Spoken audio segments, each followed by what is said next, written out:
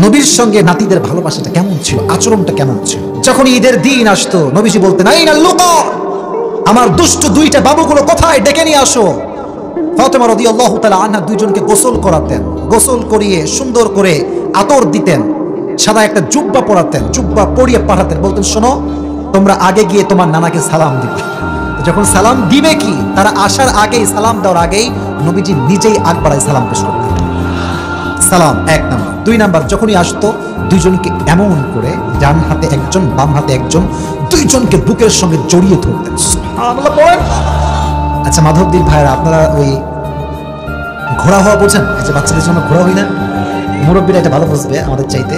মাঝে মাঝে আমরা দেখবেন বাচ্চাদেরকে ঘোড়া হয়ে, ঘোড়ায় কেমন জানেন, ঘোড়া হয়ে যায়, বাচ্চা পিঠে থাকে। নবীজি হাসান এবং হোসেনকে ঘোরানোর জন্য নাতিদের জন্য নিজেই ঘোড়া হয়ে যেতেন, ঘোরাচ্ছেন নাতিদেরকে নিয়ে ঘরের ভেতরে।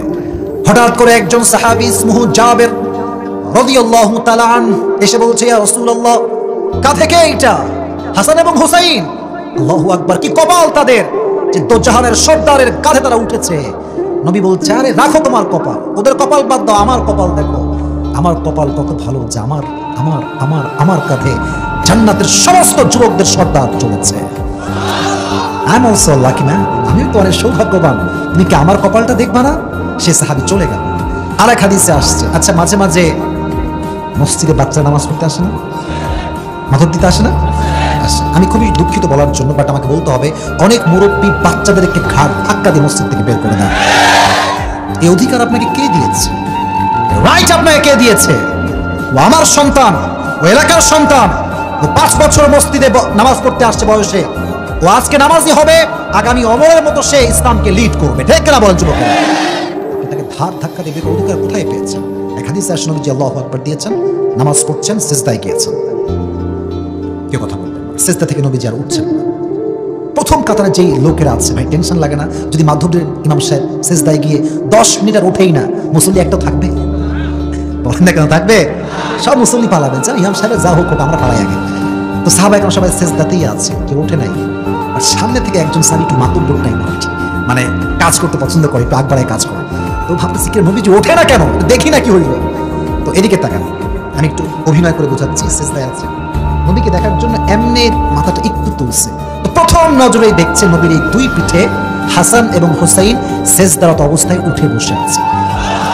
এখন সে ভাবতেছে কি, আমি যদি হাত দিয়ে ধরে নামাই দেই, দ্য ম্যাটার ইজ খালাস, তারা নেমে যাবে, নবীজি উঠে যাবে সিজদা থেকে আল্লাহু আকবার বলে। তো যখনই নবীজির পিঠ থেকে নামানোর জন্য এমনি হাত বাড়াইছে, নামাজি কথা বলা যায়? বলেন, কথা বলা যায়? নবীজি কোনো কথা বলেন নাই, এমনি হাত শক্ত করে ধরছে। আর মেসেজ, চুপ কথায় মেসেজ, খবরদার, আমার নাতিরা যতক্ষণ আমার ঘাড়ে আছে নামাইও না, ওরা যতক্ষণ আছে আমি নবী ততক্ষণ সিজদাতেই আছি। মেসেজ, বাচ্চারা মসজিদে আসলে দাঁড়িয়ে দিও না। আমি মূলত থাকি রাজশাহীতে, আমাদের বাবা মাঝে ওখানে সেই হিসেবে থাকা হয়, বা বেশিরভাগ সময় থাকি বাহিরে। তো একটা কথা বলছি, হাদিসের সুবাদে কথাটা চলে আসলো। আল্লাহ তাআলা আমাকে প্রায় 12 থেকে 13 বছর আগে কোরআনের হাফেজ হওয়ার সুযোগ দিয়েছেন। সুবহানাল্লাহ, সকলে পড়েন আলহামদুলিল্লাহ, এটা আল্লাহ তাআলার শুকরিয়া। তো 12 বছরের প্রতি বছরই আল্লাহর রহমতে তারাবির নামাজ পড়িয়েছি, সবসময় তারাবিতে অ্যাটেন্ড করেছি, আর বেশিরভাগ সময় একাই তারাবির নামাজ পড়েছি 30 পারা খতমে। তো last year I was mentally and physically I was so sick. দুই দিক থেকে আমি ভেঙে পড়েছিলাম, কারণ পুরো 6 মাস টানা প্রোগ্রাম, প্রতিদিন প্রোগ্রাম, রমজানের আগের দিন বাসায় ফিরেছি। এই দেহ নিয়ে তারাবির নামাজ একা পড়াবো, কারণ তার আগের বছর পুরো মসজিদে আমি একা পড়াইছি, কেউ ছিল না আমার সাথে।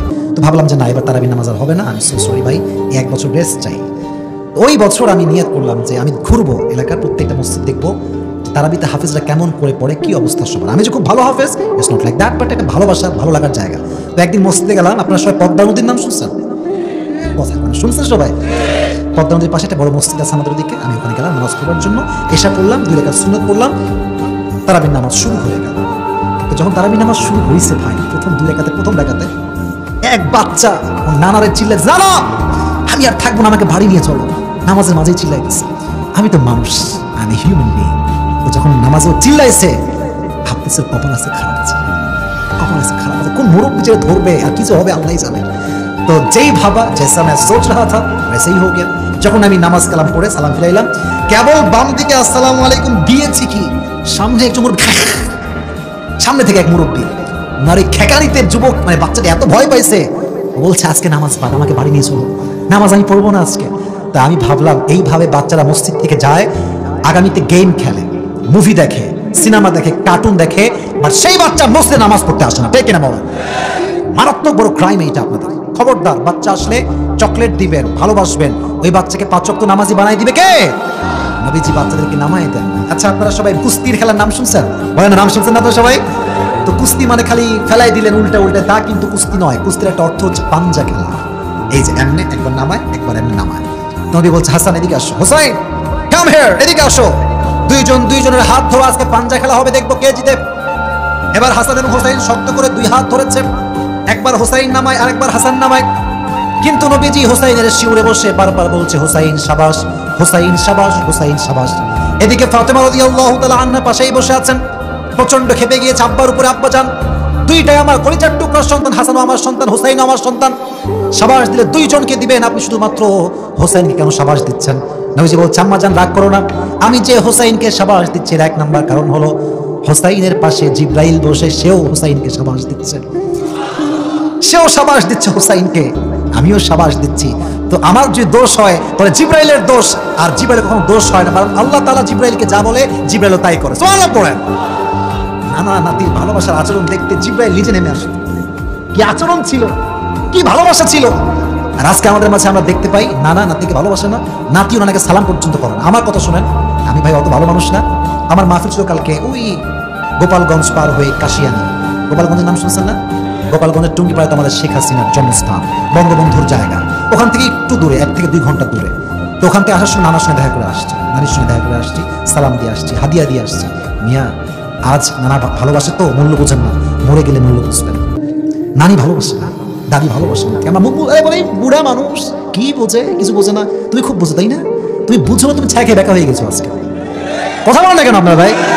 তুমি এত বোঝাই বোঝো যে তুমি ছ্যাঁকা খেয়ে তোমার 14 গোষ্ঠী হাহাকার করতেছে একেবারে। মাথার একবার মুরব্বী যারা আছে, এরাই হচ্ছে আমাদের আদর্শের জায়গা। ঠিক কিনা বলো?